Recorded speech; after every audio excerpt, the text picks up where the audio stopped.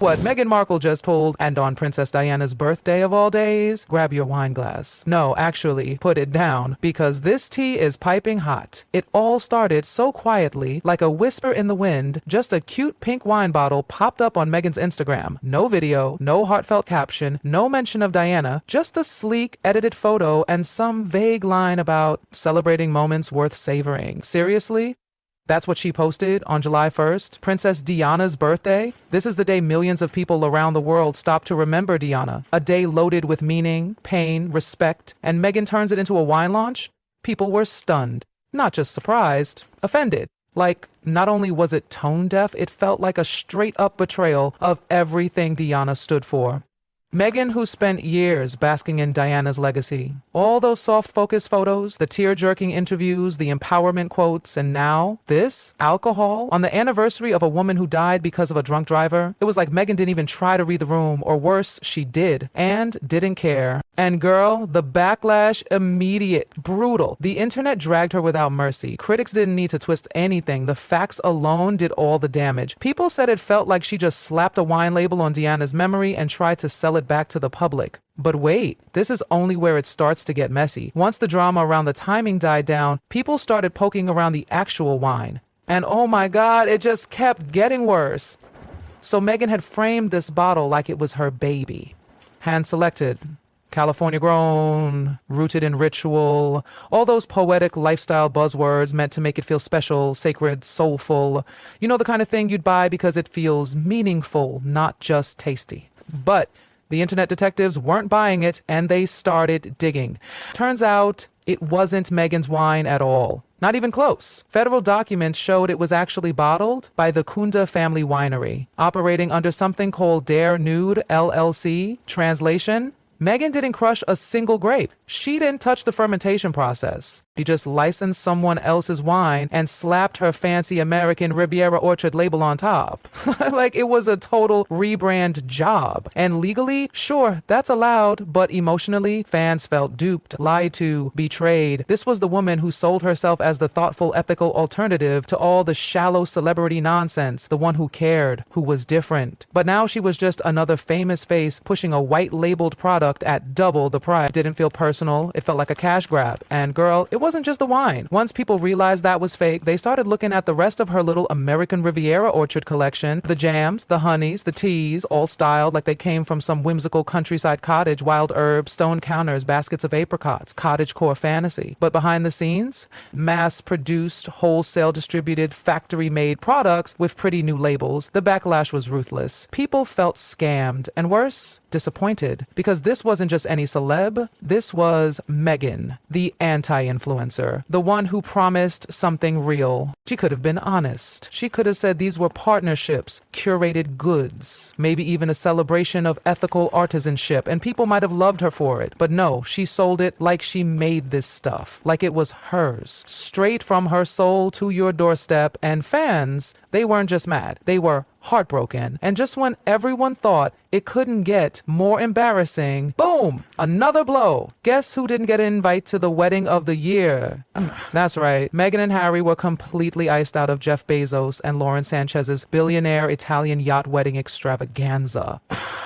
Oprah was there, Kim Kardashian, Kris Jenner, Gayle King. It was a who's who of America's A-list elite. But Meghan, crickets. Not a whisper, not even a polite no-show excuse. She and Harry weren't there, not even close. Like they never existed. And you guys, this hit different because Meghan had spent years aligning herself with that exact crowd. She had the Netflix deal, the Spotify podcast, the royal name. She was the elite, or so it seemed. But now, she wasn't just excluded, she was ignored. Completely. It was quiet but powerful because no one even asked about her. Not in the tabloids, not in gossip threads, just silence. And that silence, it spoke volumes. Worse yet, Meghan's mom had once posed with Kris Jenner at an event hosted by Sanchez, so at one point, she had a toe in that door. But now, it was slammed shut, and people were starting to see a pattern. Meghan wasn't rising anymore. She was fading. Her brand, her influence, all of it, stalling. And the wine launch, that didn't didn't help. It just cemented how far out of touch things had gotten. No buzz, no glitzy launch party, no influencer push, just one pink bottle and a caption and silence. Oh, but it doesn't end there, because as all this was crashing down around her, something even darker began to resurface. A rumor that's haunted Meghan since her early days, the yacht girl rumors. You know what I'm talking about. The whispers, the innuendo, the stuff the tabloids used to hint at, but no one dared say outright. And suddenly, it was back.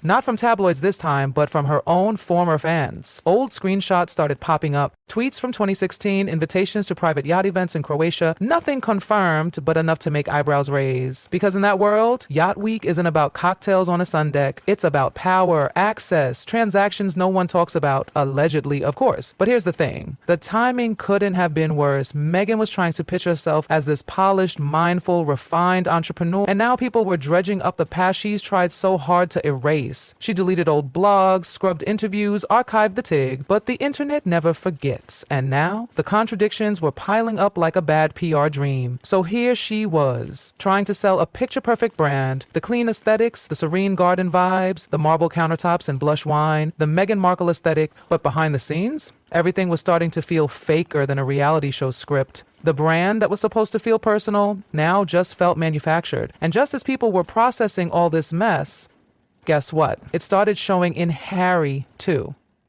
Prince Harry got on stage in Manhattan for this big summit. All eyes were supposed to be on him. This was his moment, right? His chance to remind the world who he was, what he stood for. He came out, suited up, smile on his face, but something was off. So off. He started talking about social media harm, about purpose, about Meghan being the most trolled person in the world. You know, the usual sound bites. But the energy?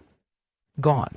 The audience barely moved. It didn't spark headlines. It didn't go viral. It didn't land, and everyone noticed. Not just the critics, even the fans, because Harry looked empty, like a man who wasn't in it anymore. His words were just words, the sparkle gone. His eyes didn't light up. His shoulders slouched. It was like he was going through the motions, saying things he didn't even believe anymore. Even the people who usually ride hard for him, they were concerned, because when Harry speaks now, it's not inspiring, it's sad, like he's stuck in a brand that doesn't fit anymore, a role that used to matter and now just feels hollow. And back home in California, that blush wine bottle was still sitting on Instagram, fading quietly into the digital abyss. No follow-up post, no press tour, no influencer hype, just that single lonely bottle. For someone who used to dominate headlines, this silence, it was loud. And that's when people started asking the real question. What does Meghan Markle even stand for now? Because after all these years, all the values and empowerment talk, this wine launch, this moment,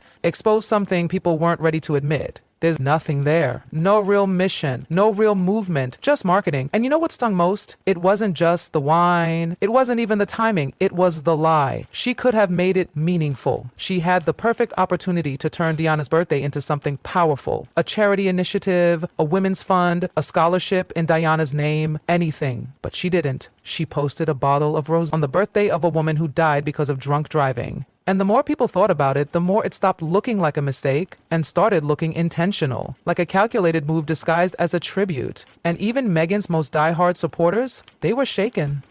They didn't know what they were defending anymore. Because Meghan's whole appeal, the reason people rooted for her, was the idea that she stood for something, that she was real, that she brought meaning into every move. But now, it all feels empty. A pink bottle without a cause, a speech without a soul, a brand with no backbone. And here's the harsh truth. Meghan thought she could build a legacy out of perfection, the polished Instagram posts, the dreamy lifestyle brand, the filtered fairy tale. But people don't connect with perfect. They connect with truth, with vulnerability, with effort. And this was none of that. It was a product, packaged, positioned, pushed, but never felt. And marketing without meaning, that doesn't build a legacy. It exposes how little there was.